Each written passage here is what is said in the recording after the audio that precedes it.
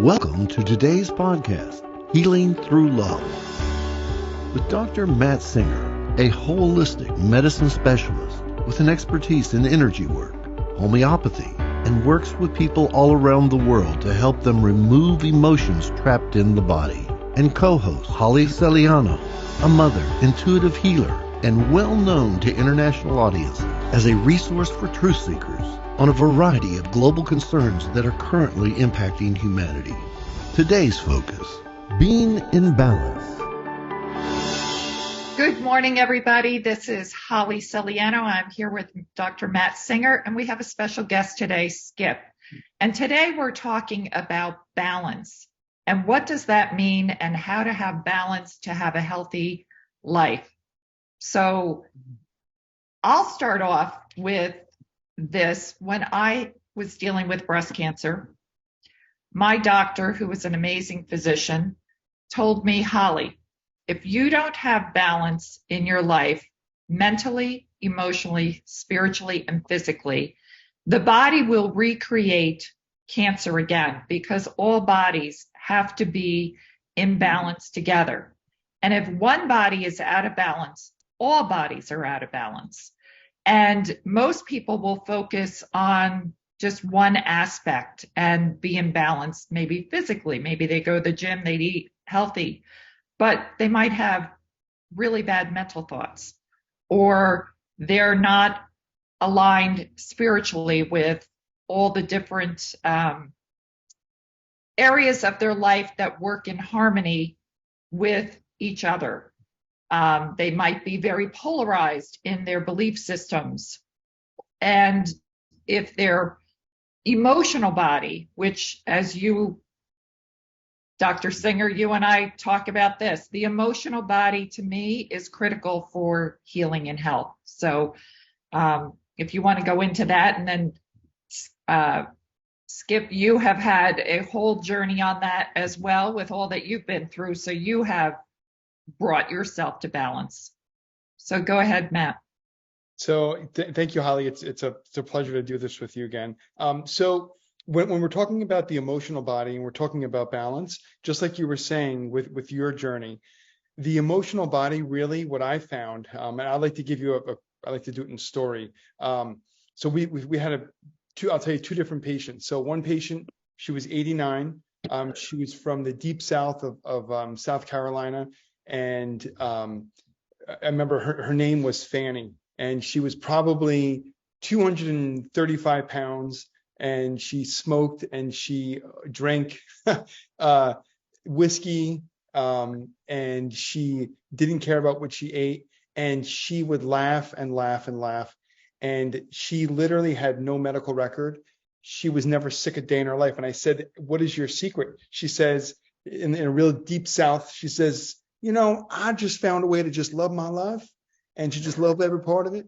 And I said, you know what, that's the balance. And a lot of times, I'll give you the other side of it. I have the 42-year-old executive type A personality who is so stressed out about everything, even about trying to keep balance. So in terms of eating, this person gets so stressed out. Well, am I eating the right thing? Is it the right portions?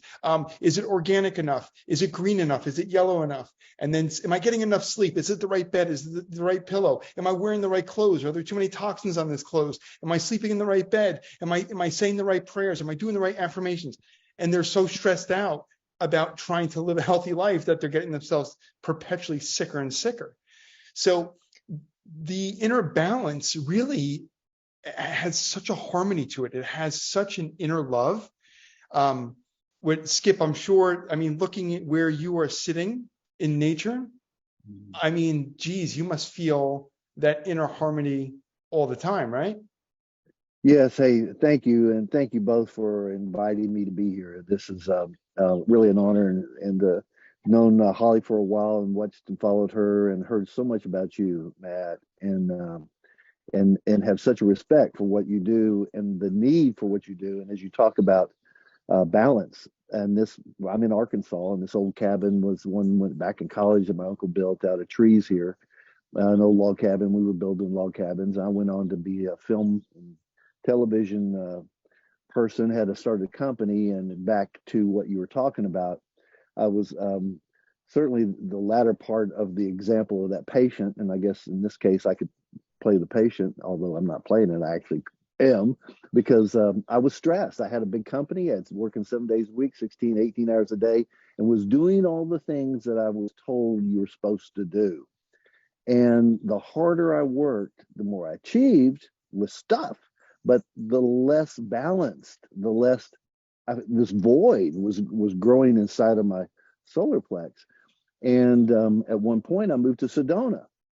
I was there for 12 years, thinking if I sit on a crystal and Om, and just I'll find balance. Or I went to Southern California, the mountains of Colorado and Southern Florida, looking for balance. And you said it's so. I mean, it's within, and it is connected to that love within you. And so it's a journey. And I kept looking outside of myself and finding it. And so I thought, when I left and came back about 5 years ago, or looking to where home is, Arkansas, and my ancestry, and this old cabin that they were going to tear it down, my aunt, and I thought, no, this gives me a piece of balance and music and nature and birds, and it's a journey. It really is. And it's not a destination. I'm balanced now.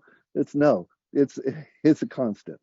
Yeah. And you know what I found holistically is when I'm out of balance, it's actually the greatest gift, because the greatest feeling is getting back in balance. That's where our inner guidance tells us we're out.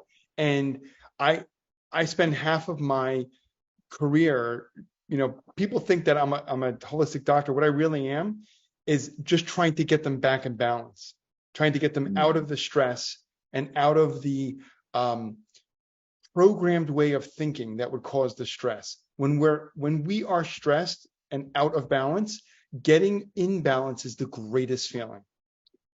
What comes to mind, just a few days ago, I was getting videos from family, had a 1-year-old that was, a little over 1, and was learning to walk and falling down and so forth. Finally, it took about 3 or 4 steps on its own in the video, but it's exactly what you were talking about. The joy and the screaming, just exuberation to be imbalanced with their feet under them was, and to me, that represents a lot of what you're talking about. I can relate to that, but it's a constant. It's every day working toward, or remembering, really. They once said, a Lakota guy, remembering your original instructions, because in us out, the wind, the circumstances, that if you're trying to stay in balance, and finding internal balance for me was what I had to do. And then really use that strength to deal with everything outside of myself. Yeah. The problem. Yeah. Holly, I was going to ask you, when you were going through the thick of it, how did you accomplish your inner sense of balance? It was deep diving within, looking at every aspect of my life and saying, physically, am I in balance? No, I'm not. Mentally, am I in balance? No, my thoughts are polluted. It's my thinking that's gotten me stuck in the mindset I'm in. Emotionally, I was a train wreck. If you develop a catastrophic illness or any form of disease, it is your body screaming at you for you to pay attention and get back in balance. Yes. And it's really a wake-up call. And for me, it was the biggest wake-up call. It smacked me so hard, and I said, I'm stopping everything I'm doing, and I'm going to look at my life. But the only way you could do that is internally.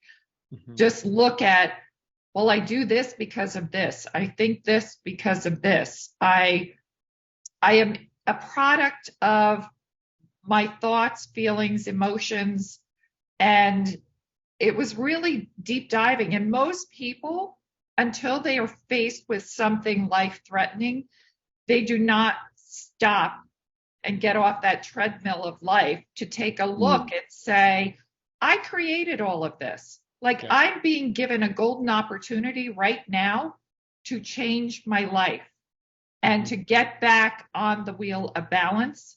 But the problem, most people don't even recognize they're out of balance. They don't even know that there is an imbalance within them. And I can look at people right now and I can see who's in balance, who's out of balance, who's thinking what, if somebody is, for instance, overweight, it's because they're emotionally eating to fill a void within them. There's something within them that's not in balance. If somebody's not physically healthy, again, you can say they're not taking care of themselves. They're allowing everything else to fill voids. So let's go back to, how do you get balance if you don't even realize you're not in balance? One of the most powerful ways of getting back in balance is listening to the body. So for example, when you were telling me you had that experience with breast cancer, when I'm dealing with patients that have any kind of a disease in a specific part of the body, whether it's the heart, the breast, the lungs, the skin, those specific areas of the body, they're all holding on to specific emotions. So if it's people come in with chronic lung problems, they're not breathing the breath of life. If they come in with heart problems, they're holding on to brokenheartedness, or they're holding on to feeling starved of love. If they're dealing with, foot pain, it has to do with the fact that they're not standing on solid ground. They're having false beliefs. They're believing lies that other people told them. If they're having leg pain, it's the fact that they can't stand something. I remember one of the greatest stories when I was doing this. I just really got into this, diving into this work. I had this patient come in. She was probably in her mid 70s, and I was giving a lecture, and she sits down, and I'd never seen her before. And she's got this angry look on her face, and I'm just giving the lecture, and the whole time she's got this angry look on her face. And then the lecture ends, and she comes up, and she's like, Dr. Singer, why is my leg still hurt after 15 years? And I said, well, what can't you stand? And then she got this look on her face, like she stopped, and she's like, and I said, what can't you stand? And she starts crying. And she said, I can't stand the fact that my friends make fun of me that my daughter's a lesbian. I said, oh, there it is. I said, find the joy and the perfection in that, and fall in love with her, and fall in love with yourself, and let go of what your friends think. And then 2 days later, her leg pain went away. So it all just has to do with, when we can listen to the body, that part of the body will show us why we're out of balance. Question, Dr. Matt, because hearing Holly and what you just said, that finding balance mentally, emotionally, those things you can work toward getting. It seems like to work toward getting balance, like with your mind or the thing or the physical part, but aren't they all connected? Like, I mean, your body, your mind, your spirit, your soul. Just if you work like getting your body in balance, but the rest of it's a train wreck. Those are connected, are they not? 100%. So think about it like this. We are literally souls in a human body, right? So the soul is standing here knowing everything. It sees over the mountain. It knows the path. It knows that we are the path. It knows everything.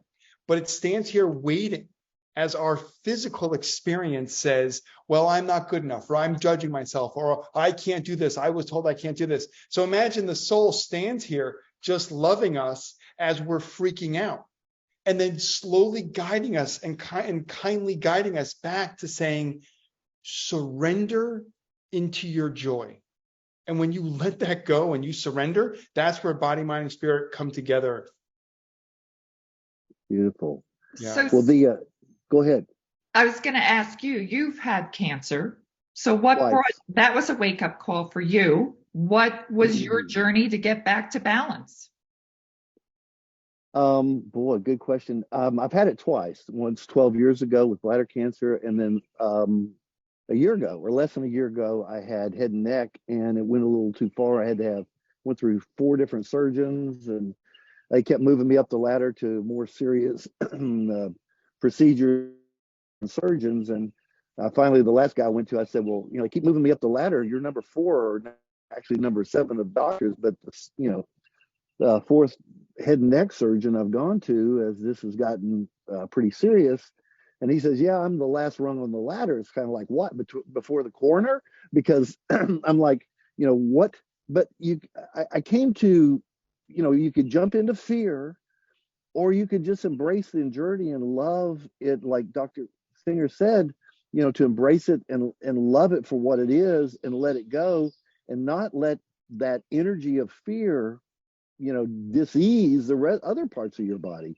And so that 12 years ago, my prognosis was not good. I think they gave me a 30% chance of survival if I took chemotherapy. I said, well, I'm not taking chemotherapy. They said, well, your odds aren't even that good then. I said, you know what? There are other things.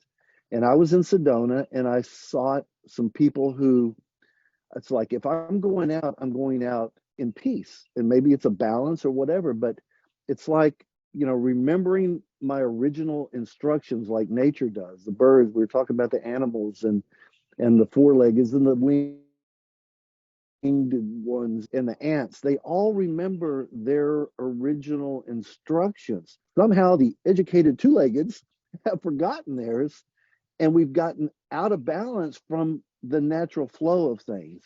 And so what I'm hearing Dr. Singer it's like returning to that, that point. It's not like stacking rocks up, oh, they're balanced and now they're good. No, it's a constant practice.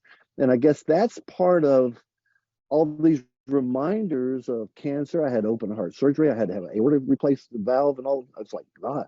And that was pretty scary. But each time it's like, okay, how do I return back to my, peace and love and balance in my heart and soul? And whatever happens, it's in a higher God's hands or whatever. And I'm blessed. I'm in so many ways. Mm-hmm. Absolutely. I'm sorry, I don't mean to cut you off. No. I love the way Joe Dispenza gives a lot of great examples in his seminars, when he puts people through meditations and he gets people to connect with themselves. And it's not like he goes, I'm not healing you, you're healing you. And he gets you to connect in such a deep, profound way.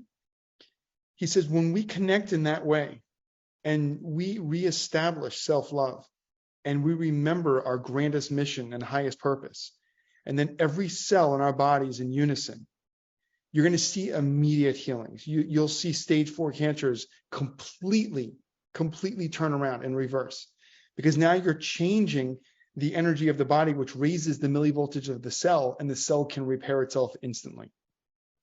Absolutely. And it's raising the vibration in the body, because then disease does not exist in a higher vibrational body. It's when you're out of balance, then you're falling into a trap of a lower vibrational body, and it's bringing everything back to balance. So how do we get people to recognize they're not in balance and bring them back to balance? What steps do people need to do? Obviously, the first step is recognize. They need to recognize their life is not in balance, and we need to get back in balance. That's the first step, is seeing. Yeah. And then once they've recognized they're not in balance, what I like to do is figure out what got me there. What got me so out of balance? I remember when back in I think it was 2020 or 2021, during COVID and everything. I remember I was working the whole time through COVID and never got it. And then a friend of mine who I hold in very high regard, she's a very powerful spiritual healer, said, oh my gosh, I was just laid up for 2 weeks with COVID. And in my mind, I was like, geez, how the heck did you get it? And then 2 weeks later, I got it. And I was laid up for like 2 weeks. And when I was in bed, I was thinking to myself, like, I had like 105.9 fever for 7 days. I was like, this is it. And I was like praying to God. I was like, all right, just take me. And then I heard God say, get your head out of your ass. And, what I realized was, we do not get sick. We make ourselves sick. So the second step to really getting back into balance is ask yourself, what are you doing? Why are you doing this to yourself? Nobody's doing this to us. We're doing it to ourselves. We're the creator of our health. We're the creator of the illness. Why did I create this? So I had to find the false beliefs I was holding on to, the fears I was holding on to that didn't serve me, that I was letting consume me. So that's what I found was so powerful for me. I was able to recognize it. And then I was able to change the frequency, like you said, to realize, okay, I created this, so I'm the one who's going to heal it. So I became empowered, and I started feeling this incredible health come over me. And I said, I am not going to let a fearful thought enter my mind ever again. And the second it tried to come in, I would stop it, and I would because in a triangle, the left side of our consciousness is the past. That's where the ego lives, and it kept trying to go in the past. But look at this. It kept saying to me, look at this. Here it is. Here's the fear. I said, I'm not going there with you. And it was like pulling the cord out again. And every time it tried to get me to go back to that fear thought, I kept pulling it out and getting right back into my center, into my balance. I said, I'm just not going to go there with you. And eventually you feel the ego just calm down. And it says, okay, what do you want to do? I said, let's remember that we have always been the divine healers in our life. So then I would just keep rephrasing it and changing that energy to remember that I was always radiantly healthy, that I've always been the divine healer, that I've always been the source of my health. And just like that, I mean, sometimes I have to do it 50 to 70 times a day. And then it got easier and easier and easier until finally I felt my ego was right on board with what my higher self was saying. But it's even now to today, I'm constantly doing it. There's never a time where I could just sit back and be like, oh yeah, I'm healthy. I have to remember it. In my meditations, I have to feel it. I have to become it. Every day I'm becoming a newer version of myself. Skip, let me ask you. So you've had several major life health crises. In listening to your story, it seems each and every time you got out of balance, and then you had to bring yourself back to balance by having another major life-threatening health challenge. So what do you see pulling you out of balance that, okay, you get smacked back to get back in balance because you got off of that? Where do you see yourself getting off balance? Well, and it's a good point. And hearing what both of you are saying and what Matt was just saying about being pulled out, and for me, it was a lack of maybe not. I had the tools in the toolbox like meditation or connection with nature or whatever, but it was pulling the tools out and using them. He said constantly. He does this, and that's so critical. The other part of it is the inspiration of why the hell do it? Why not just give up? Why not just cash in your chips and go home? And that was a part of it. Actually, I sat in the woods after I had a lot of success. That ego was out of control. I had a lot of stuff, a lot of pats on the back by high-level people, and boy, I was on top of the world. But inside, I felt like a massive failure. I went into the woods for 2 days, 3 days, 2 nights, and sat there. Everybody thought I disappeared. And I prayed. I mean, I really prayed because it's like, if this is it, God, you could have it. Because I thought I was doing everything right. And I thought, I don't want to go on this way. Give me an answer. And again, going back to inspiration, the answer was not an answer. It was a question. And the question was, it's like, what is the legacy you want to leave? I thought, oh shit.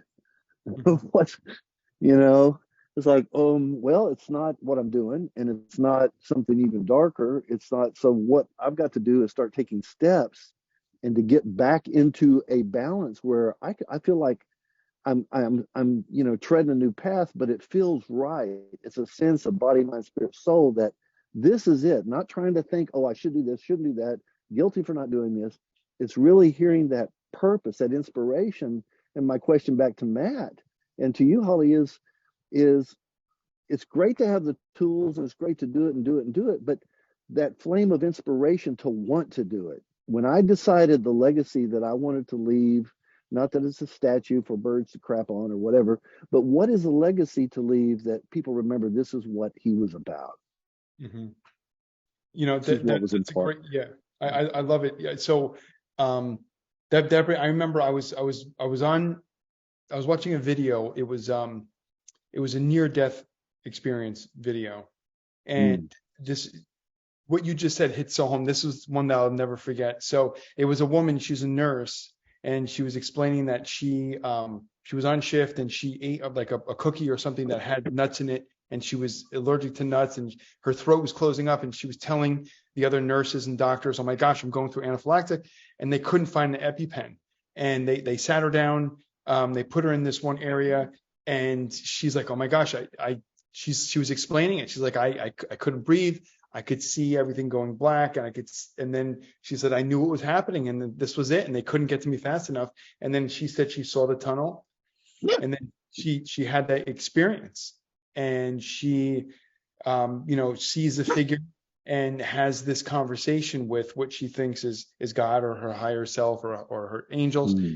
And she said, because she was a single mom and was raising 2 children, and she was holding a lot of anger, and she said, she had this such loving, amazing feeling when she met this spiritual being, and said, God, where have you been all my life? When I needed your help, where have you been? And so God shows her a video, like a scene of her life. And it shows a scene of a 7-year-old boy playing soccer.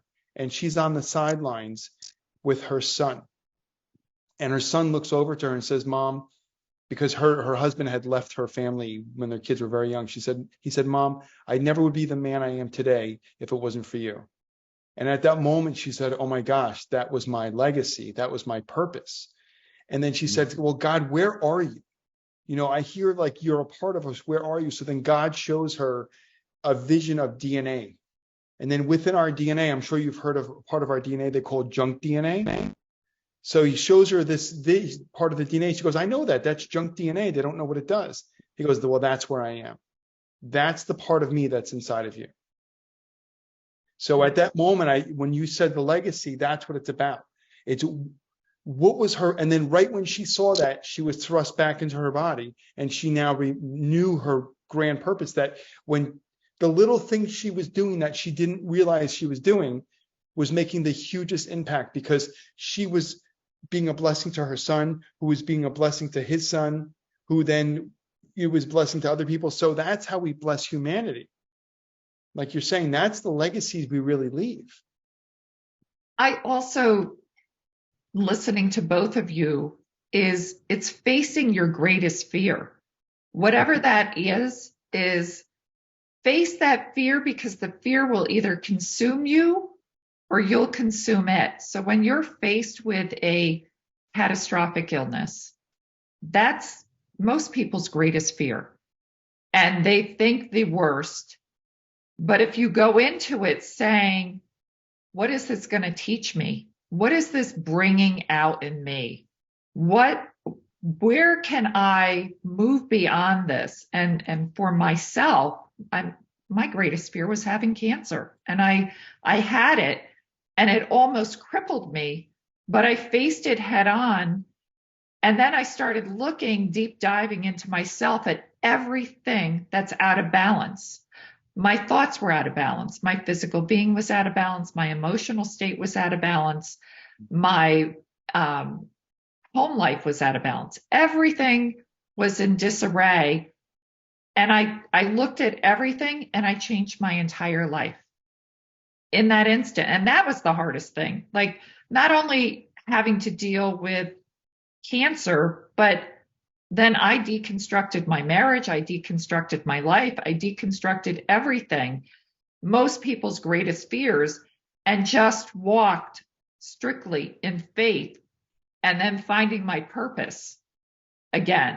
And my purpose was, I'm going to be an example to my children, that when you're faced with things that aren't working in your life, that have you all out of balance, it is so empowering to face it and say no, and to make different changes. You don't have to just stay in the state you're in. And that's, again, goes back to legacy.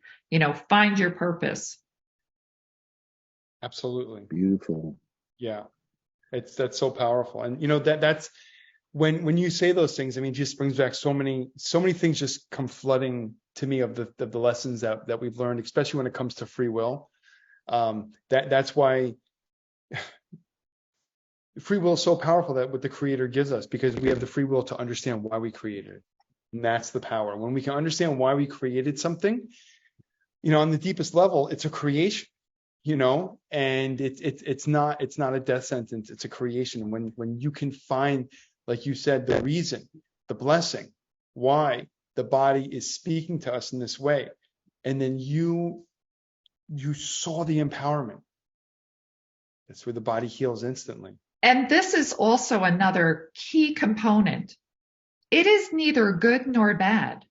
Like these diseases or illnesses, they're not bad. We label them bad, Right. and they're not good. I look at all the things that have happened in my life as blessings. I see the greater purpose. I see the greater understanding, and it's made me make different choices. But most people label everything in life. And instead of just being with what is, okay, this is what I'm dealing with. Let me just deal with it and make shifts within my being to move forward in a different direction. Absolutely. That's so true. Yeah, no, that's so true. And go ahead, Dr. Matt. No, I was agreeing. But so Skip, here's a question. So when you're sitting out in nature like that and you're watching the animals, and like you were saying before, the animals have an amazing capability of staying in the now. They stay within themselves.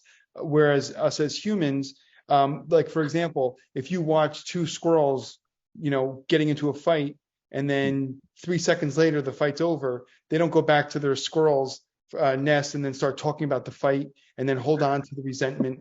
It's over. It's just like a dog. My dog can get into a scuffle with another dog, and 2 seconds later it's over.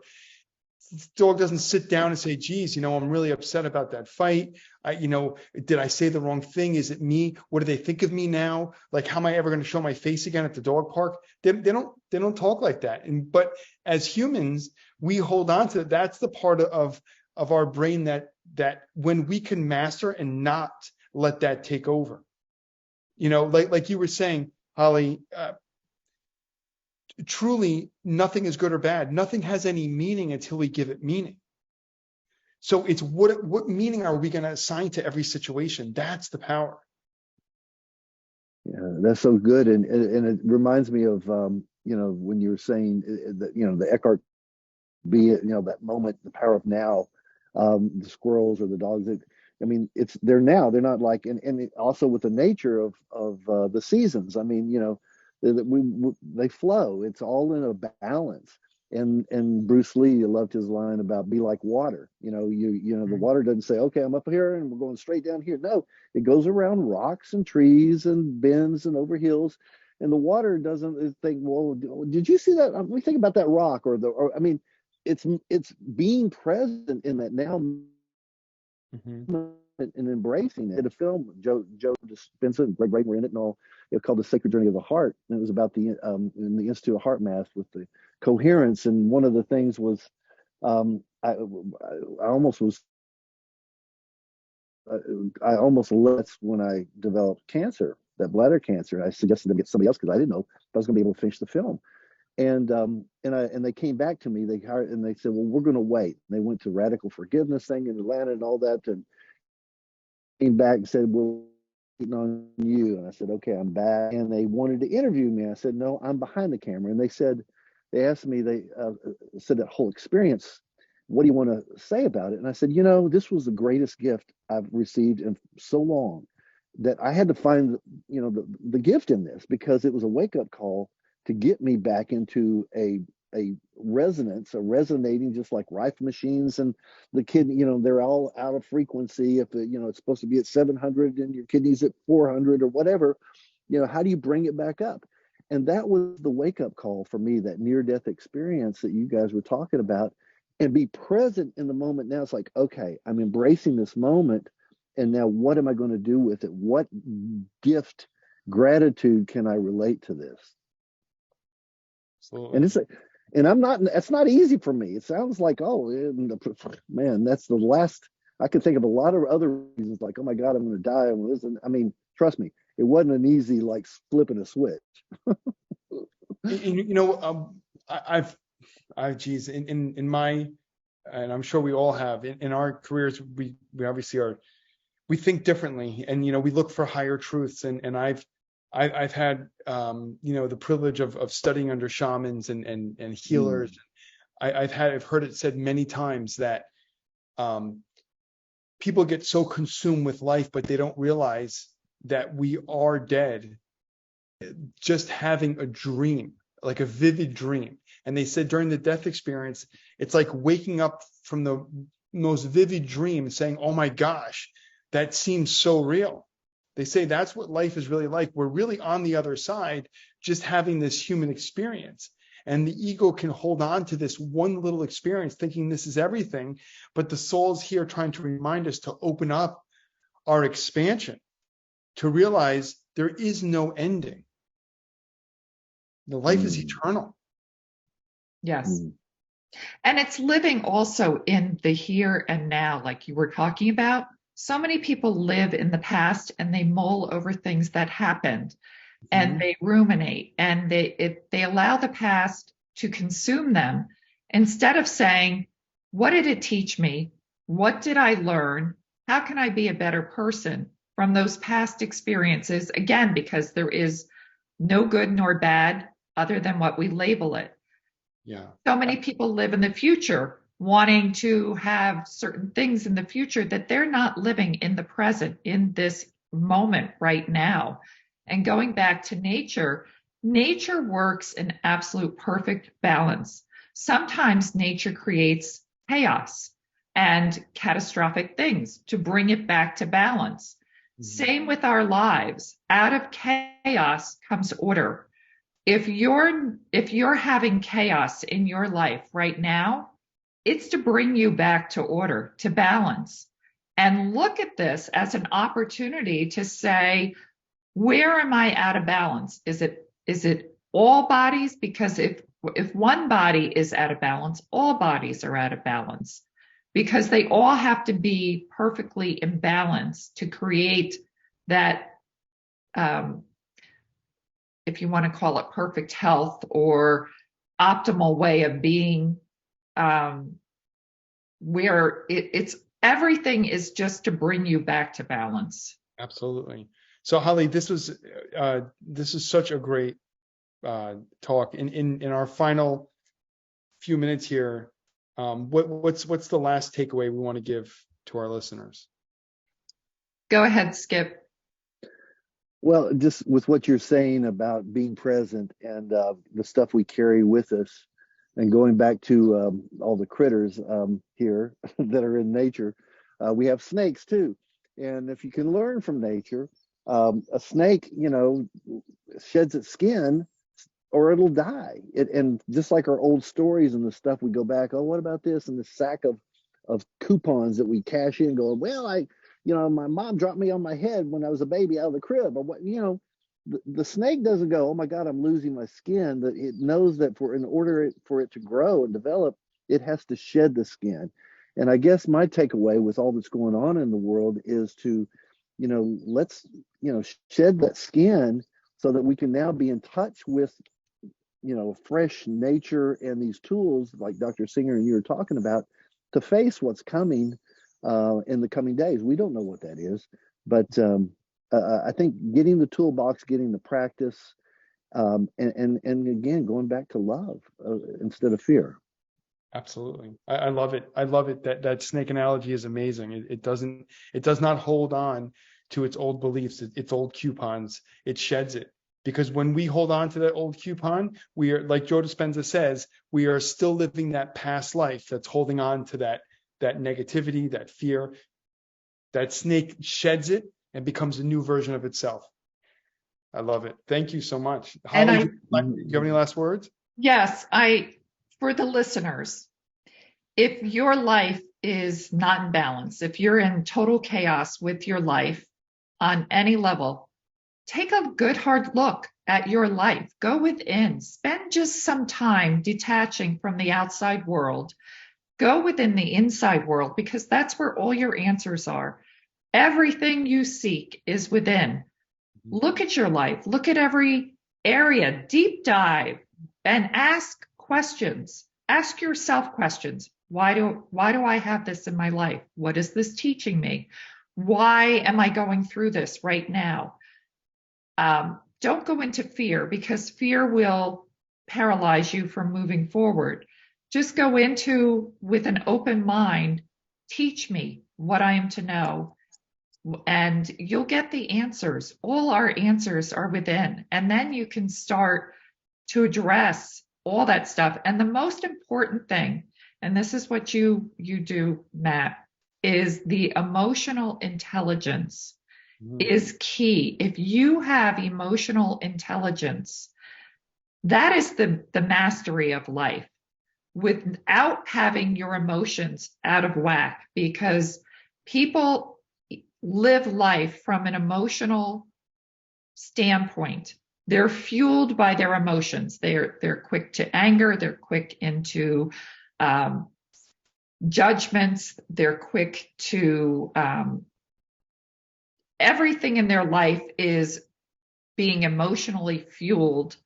So if you can just have emotional intelligence where you're not swinging one way or the other on the pendulum, because then you can be too far on the right side of being all airy-fairy with, love and light, and not looking at everything. It's, again, bringing everything back to balance. Yeah. So the emotions really are the secret to having everything else in your life be in balance.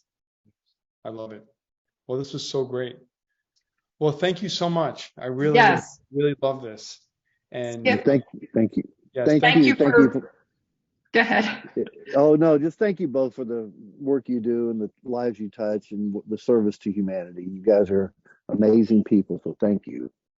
Thank you for being here. And, you also are serving humanity with what you do. So great appreciation for your work. All right. Well, till next time, we look forward to our next podcast. Thank you. Thank you, Holly. Thank you, Skip. Thank you for joining Healing Through Love, and please stay tuned for future shows. And join us as we spread the power of love.